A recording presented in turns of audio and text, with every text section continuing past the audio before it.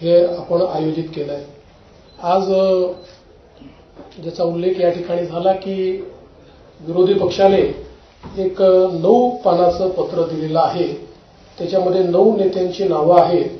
त्यातल्या 2 नेत्यांनी सह्याच केलेल्या नाहीत। एक नाव जर आम्ही शोधतोय की नेमके ते आमदार आहेत का नाही आहेत, तर म्हणजे असतील कदाचित, पण आमच्या काही लक्षात येत नाही। आता आम्ही जरा ते शोधायला पाठवलेलं आहे की बाबा ते कोण आहेत नेमके। आणि आपण बघितलं असेल की हम साथ साथ है अशी परिस्थिती काही तिथे दिसत नाही। हम आपके है कोण चालतीच परिस्थिती तिथे आहे, कारण काँग्रेस पोचलीच नाही। अर्थात जेवताना आली असं आम्हाला समजलं, पण वेळेवरपर्यंत काँग्रेस आली नाही। रोहित पवारांनी काहीतरी ट्विट केलंय, मला वाटतं त्यांनी पण काहीतरी आपली काय नाराजी व्यक्त केली आहे। पण वडेट्टीवार नाही, नाना पटोले नाही, जयंत पाटील नाही, कोणीच नाही। त्याच्यामुळे एकूणच हे कशा पद्धतीनं विरोधी पक्षाचं कामकाज चाललेलं आहे हे आपण बघितलं पाहिजे। खरं तर चहापानावर त्यांनी बहिष्कार घातला।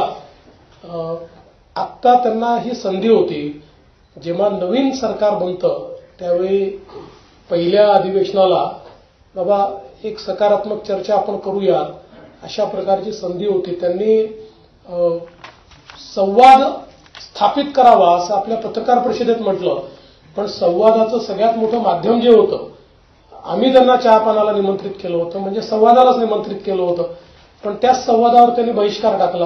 म्हणजे मला याचा अर्थच समजला नाही की संवादावर बहिष्कार टाकायचा आणि संवाद साधा अशा प्रकारे त्या ठिकाणी पत्रकार परिषदेत म्हणायचं। पण मला असं वाटतं की काही हरकत नाही।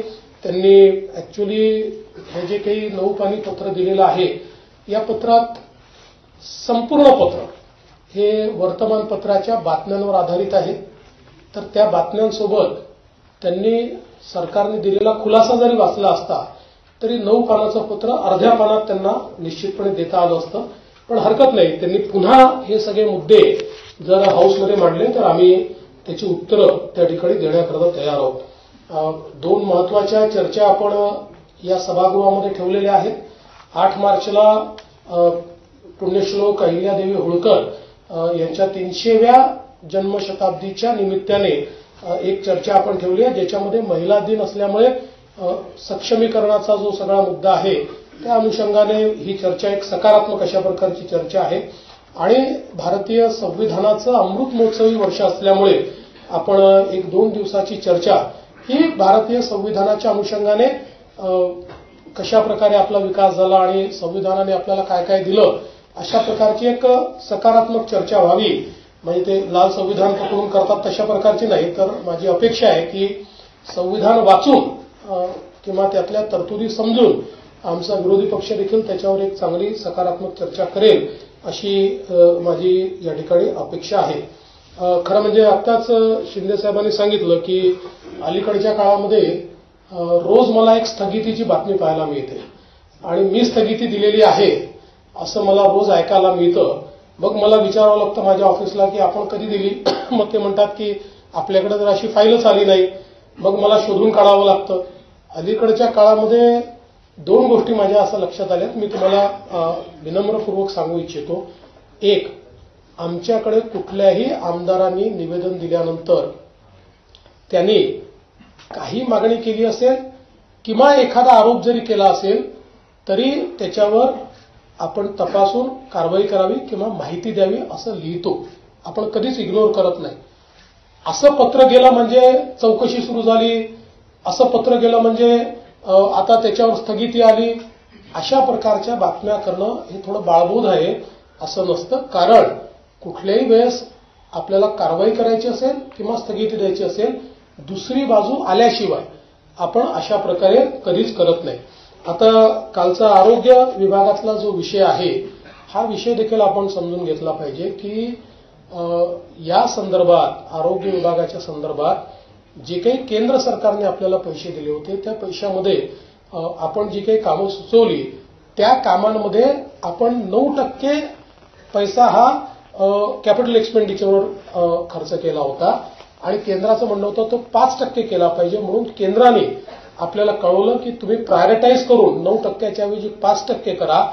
त्यानुसार संबंधित खात्याच्या मंत्र्यांनी आणि सचिवांनी ही माहिती मागवली की आता कुठली कुठली कामं घेतल्यात त्यातली काय प्रायोरिटी ठरवायची. त्यामुळे ही फाईल कधी माझ्याकडे आली नाही, मी त्याच्यावर कधी बघितलंही नाही आणि मी त्याच्यावर कुठली स्थगिती दिली नाही. तर मला असं वाटतं की जिथे एखादी चूक होते असं लक्षात आलं तर मी स्थगिती निश्चितपणे देईल आणि त्याच्यामध्ये आवश्यकता पडली तर समजा खातं शिंदे साहेबांच्या शिवसेनेचं असेल त्यांच्याशी चर्चा करीन किंवा दादांकडचं असेल तर त्यांच्याशी चर्चा करीन. पण मला असं वाटतं की एक वातावरण जे तयार करण्यात येत आहे की बाबा काहीतरी इथे ओढताण चाललेली आहे, वन अपमॅनशिप करणं चाललेलं आहे आणि आता मुख्यमंत्री कुठेतरी शिंदे साहेबांनी सुरू केलेल्या गोष्टी कशा बंद करता येतील किंवा कुठेतरी कट टू साईज कसं करता येईल. तर मला असं वाटतं की हे अतिशय चुकीचं आहे आणि माझी आपल्याला एका गोष्टीची अगदी विनम्रतापूर्ण विनंती आहे की आणि हे तत्वही आहे की आपल्याकडे एखादी बातमी आली तर दुसरी बाजू घेतल्याशिवाय ती बातमी आपण छापत नाही. आम्ही नाही दिली, समजा आम्हाला मागितली, सरकारला मागितली, आम्हाला मागितली आणि आम्ही सांगितलं की आम्हाला नाही बोलायचं तर सिंगल बाजू आली पाहिजे. पण अन्यथा हे तत्वच आहे की दुसऱ्या बाजूसहित आपण ते मांडलं पाहिजे. आता उदाहरणादाखल या ठिकाणी मला असं वाटतं अनेक वेगवेगळ्या प्रकारच्या बातम्या आल्या. आता एक नंबर प्लेटवाली एक बातमी खूप मोठ्या प्रमाणात चाललेली आहे. त्या संदर्भातही बातमी खूप मोठी आली पण त्याच्यावरचा खुलासा मात्र काही सगळ्यांनी दिला नाही. कारण इतर राज्यांनी रेट ठरवला एक्सक्लुडिंग जीएसटी आणि एक्सक्लुडिंग फिक्सिंग चार्जेस आणि महाराष्ट्राने रेट ठरवताना इन्क्लुडिंग जीएसटी आणि इन्क्लुडिंग फिक्सिंग चार्जेस. आता त्यांचा जीएसटी आणि फिक्सिंग चार्जेस जर आपण बघितले तर आमच्याकडे कंपॅरेटिव्ह स्टेटमेंट आहे. कुठल्याही राज्यापेक्षा आपण पुढे नाहीत.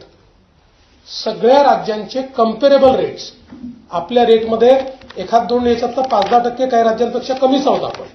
त्यामुळे मला असं वाटतं की हा विषय समजा ही सगळी आहेच. आता म्हणजे याच्यामध्ये आपण जर बघितलं तर आता समजा टू व्हीलर करता आंध्र प्रदेश 451 आहे, बिहार 451 आहे, गोवा 465 आहे, गुजरात 468 आहे, त्याच्यानंतर हरियाणा, हिमाचल प्रदेश, कर्नाटक 451 आहे, मध्य प्रदेश, मेघालय, एनसीटी, दिल्ली 465, 468 आहेत, ओडिसा तर 506 आहे, छत्तीसगड, चंदीगड, यूटी पण 506 आहे, वेस्ट बेंगॉल 506 आहे, महाराष्ट्र 450 आहे.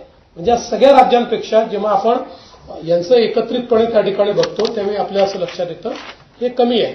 तर कुठलीही बातमी छापणं आपला अधिकारच आहे किंवा आम्ही काही चूक करत असू तर अंकुश ठेवणं हे चौथ्या स्तंभाचं कामच आहे. फक्त आमची विनंती त्यात एवढीच आहे की आपण सरकारची बाजू सोबत दिली तर त्यातनं जे काही कन्फ्युजन्स आहे ते कन्फ्युजन होत नाही. कारण आपल्याला माहिती आहे की आजकाल डिजिटल मीडियामुळे ती बातमी 5 मिनिटात इतक्या ठिकाणी चालली जाते की या सगळ्या ठिकाणी त्याचे मग खुलासा देता देता आमच्या देखील नाकी नऊ येतात. तर मला वाटतं निश्चितपणे आपण हा प्रयत्न केला पाहिजे. खरं म्हणजे आजच्या पत्रामध्ये काही गोष्टी या ठिकाणी मांडलेल्या आहेत आणि छत्रपती शिवाजी महाराजांच्या बद्दल अवमानकारक कोणी वक्तव्य करताय आणि त्याला सरकार कोणालाही वाचवणार नाही. छत्रपती शिवराय हे आमचं आराध्य दैवत आहे आणि कोणीही त्यांच्या विरुद्ध चुकीचं बोललं तर कारवाई होणार म्हणजे होणारच. पण मला कधी कधी आश्चर्य वाटतं की बोलणारे कोण आहेत. तर औरंगजेबाचा महाल जुना झालेला आहे त्याचं संवर्धन करा अशी मागणी करणारे किंवा अफजल खानच कसा मोठा होता आणि अफजल खानामुळे शिवाजी कसे मोठे झाले हे सांगणारे आणि इशरत जहाच्या नावाने रुग्णवाहिका सुरू करणारे अशा लोक त्या ठिकाणी जर आम्हाला छत्रपती शिवाजी महाराज काय ते सांगत असतील तर त्यांच्याकडनं आम्हाला महाराज समजून घ्यायचे नाहीत.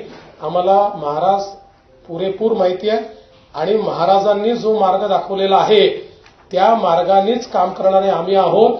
आम्ही तर पहिल्या दिवशी सांगितलं की आम्ही तिघही मुख्यमंत्री उपमुख्यमंत्री म्हणून नाही छत्रपती शिवरायांचे मावळे म्हणून या ठिकाणी काम करतो. त्यामुळे मला असं वाटतं की अशा प्रकारे विनाकारण काहीतरी गोष्टी सांगणं हे अत्यंत चुकीचं आहे. मला या निमित्ताने हे देखील सांगायचं आहे की आपण जो 100 दिवसाचा कार्यक्रम हातामध्ये घेतला तो अत्यंत यशस्वी होतोय आणि खूप चांगल्या प्रकारे त्याचं काम चाललेलं आहे. त्याचा परवा आम्ही तिघांनी मिट्टम आढावा घेतला आणि त्यामध्ये अनेक कार्यालयांनी इतकं चांगलं काम केलेलं आहे. म्हणजे शेकडो टन अशा प्रकारचा जो काही कचरा आहे किंवा कागद आहेत, या कागदांची विल्हेवाट लावणं, नव्याने त्या ठिकाणी जो काही रेकॉर्ड आहे त्या रेकॉर्ड रूम्स तयार झाल्या, त्या रेकॉर्ड रूममध्ये नीट कागद गेली, सगळ्या कार्यालयांमध्ये मोठ्या प्रमाणात पाट्या लागल्या, वेळा त्या ठिकाणी ठरल्या, असं अनेकांनी चांगला कार्यक्रम घेतला. जुनी वाहनं निर्लेखित केली, ती सगळी जी काही घाण पडली होती ती सगळी वाहनं निर्लेखित करण्याचं काम केलं आणि अतिशय चांगलं काम केलं. आणि त्या दिवशी जवळपास आम्ही व्हीसीवर 7,000 ऑफिसेस घेतले होते. म्हणजे आपण जर विचार केला तिथे प्रत्येक ऑफिसमध्ये 2-3 लोकांचा विचार केला तर एक 20-21 हजार लोक हे या ठिकाणी व्हीसीच्या माध्यमातून आमच्याशी जुडले होते. आणि आता यांचं पूर्ण इव्हॅल्युएशन पुन्हा नव्याने आम्ही करणार आहोत आणि थर्ड पार्टी करणार आहोत. जी केंद्र सरकारची एक क्वालिटी काउन्सिल ऑफ इंडिया ही जी संस्था आहे, त्या संस्थेला आम्ही आता याचं इव्हॅल्युएशन दिलेलं आहे.